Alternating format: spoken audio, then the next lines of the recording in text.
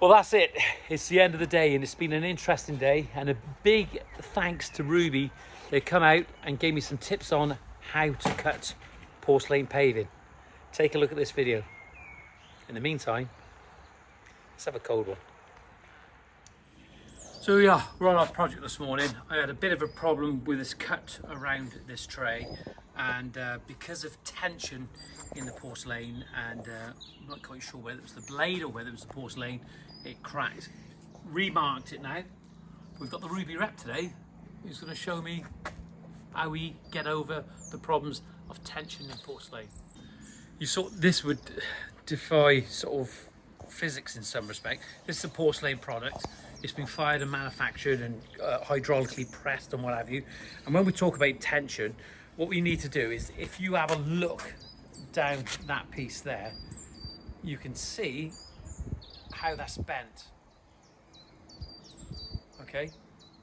So what we do normally in a situation where we use the TC125, we overlay, and without doubt there are times when you're going to have thin cuts. You've got to avoid those thin cuts, but sometimes it can't be avoided because of perimeters running out of parallel with the property. So I cut that, and you can see the tension in it, and that's the forces at work. It's incredible, really.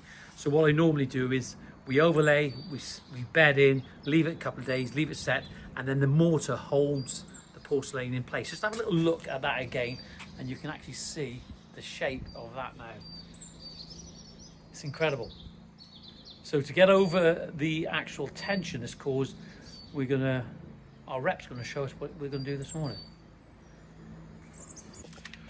Nathan, we've talked about tension in porcelain. What have you got there? It's a 10mm premium dry graze bit. What's it called, sorry?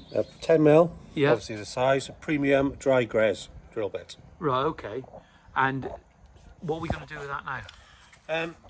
Basically, we're just going to drill inside the intersect here, a 10mm hole. So when you do the cuts, a couple of things happen.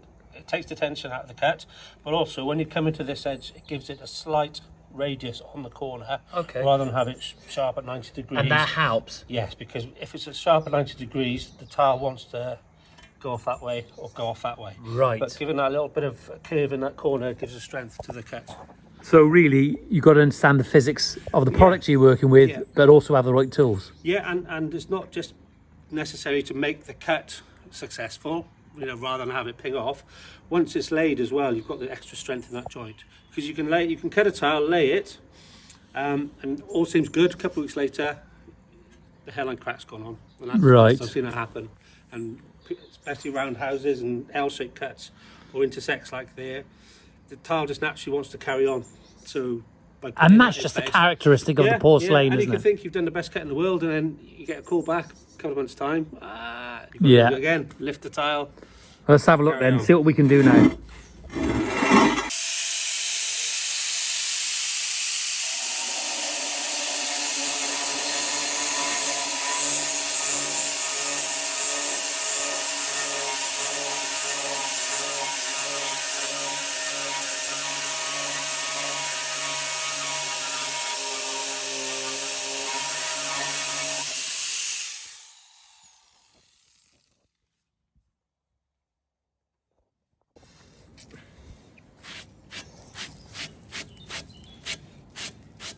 So now, when you cut, you're cutting to the outside of the hole. So that's your corner. And that takes the tension out. Yeah, and adds strength to that corner.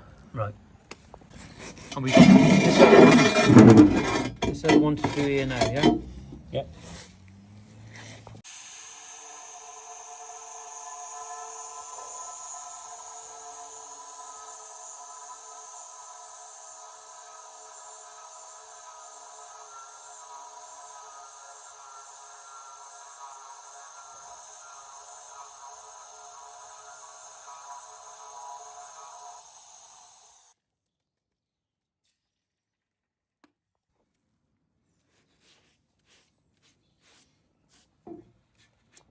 So Nathan, you've got the cuts now. Yeah. You've drilled the two core cuts to take the tension out. How are we going to cut these straight lines that we have here now, along here and along here? How are we going to cut this? As you would normally. as you would normally. On the bridge saw. On the bridge saw, yeah. Yeah. Let's do it. Have a picture.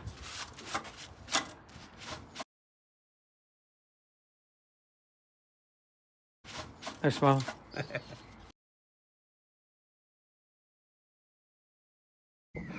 Nathan, we're going to change the blade now. This is the SPT blade now. We decided to change this one now.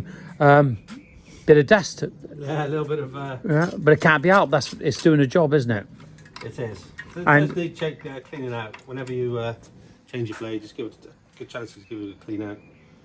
Get it all looking new. And remember, you're not just cutting porcelain with these machines, are you? You can cut sandstone, you can cut Changing the slate. blades. If you are cutting different materials, then you should be changing the blade on a regular basis. Okay. And what blade are we going to be putting in here? Another porcelain blade called the TPX. Let's have a look at that. Yeah. So you've got the TPX Super Pro there. Yep. Okay. And what's the difference between this blade? Because you've got this. It's how this is called a turbo blade, whereas the SPT's more of a segmented, where you can see the segments. The blades are made up of the segments, but this is almost a continuous one, but you've just got fancy patterns to help with the cooling and such in there.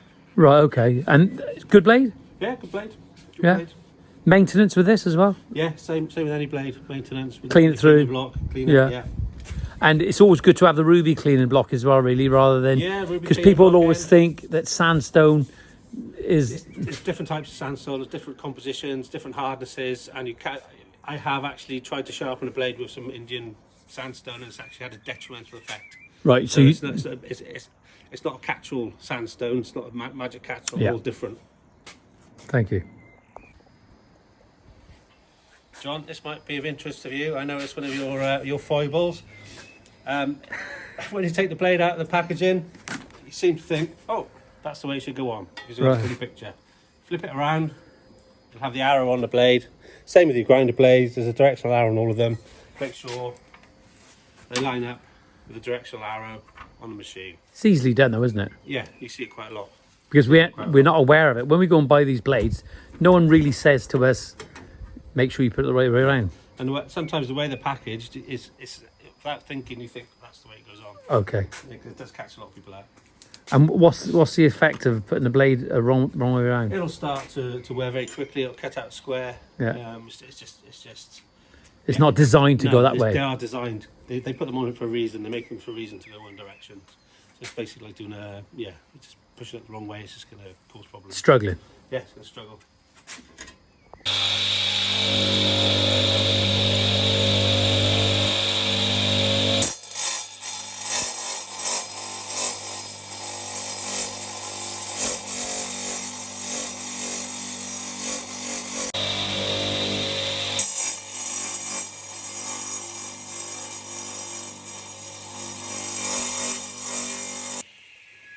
Nathan, I suppose you're breaking the blade in there, just doing a couple Just of a tests. little bit, yeah. And that helps, doesn't it? You Yeah, could yeah. clearly see that blade is cutting a lot different to what that SPT was then towards the end. If I had a cleaning block, I'd give it a quick run into that as well. Just Yeah. to clean up. Okay. Essentially, the corner becomes part of that. And you can use 6mm bits, you can use 8mm bits. Nathan, success at the Yes, moment. yes. Those holes, those core holes that you cut, what size core hole was that? It was 10mm.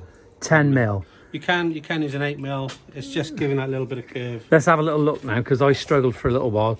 So there's our piece. There's the core cut you have in the corner here, and you have the other one over here. Now we can clean those little bits up with a small grinder. And this is, what blade is this now we have from Rubi? That's the Hardened Euro. TVH. The TVH. Sorry, TVA. TVA. So you could also use the ECD blade, the grinder. Yeah, and that will clean up the edge. Might But be a little bit you more. can clearly see as well, there's no fragmentation along the cut because we've used this TPX Super Pro. Fresh blade. And drill out the holes. And is that a good feeling when that works? Yeah, it is. Especially because you got it on camera. You can't see my face. Well, I'm over the moon now. I know, look, I've cut these many times, but I've never ever done a core cut. That was 10mm, and they go down in what sizes they go to? 6, 8 and 10.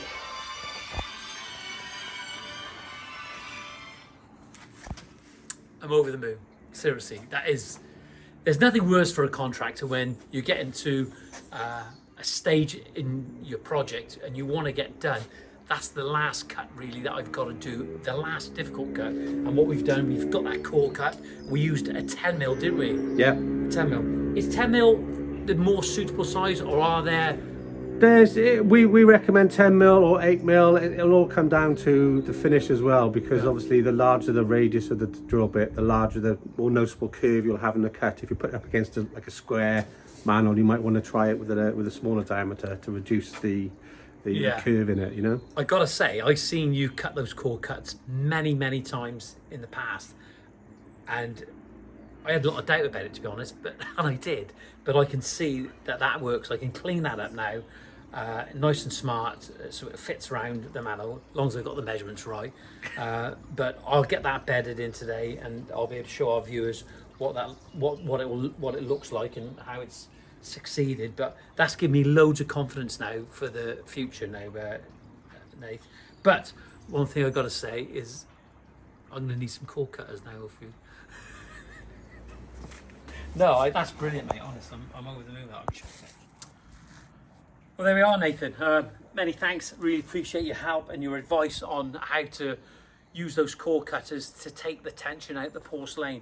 We've demonstrated and shown how the forces with tension in porcelain, how much it bends. It just defies belief. But you can see now where we've cleaned up the edge on the corners, okay? Once this is bedded in place and I know that porcelain is being held down by the mortar, I can go around and just trim it up. Sometimes these trays are not exactly true to form. So many thanks for that, Nathan. Really appreciate it. And No problems. I look forward to get my whole new set of core cutters.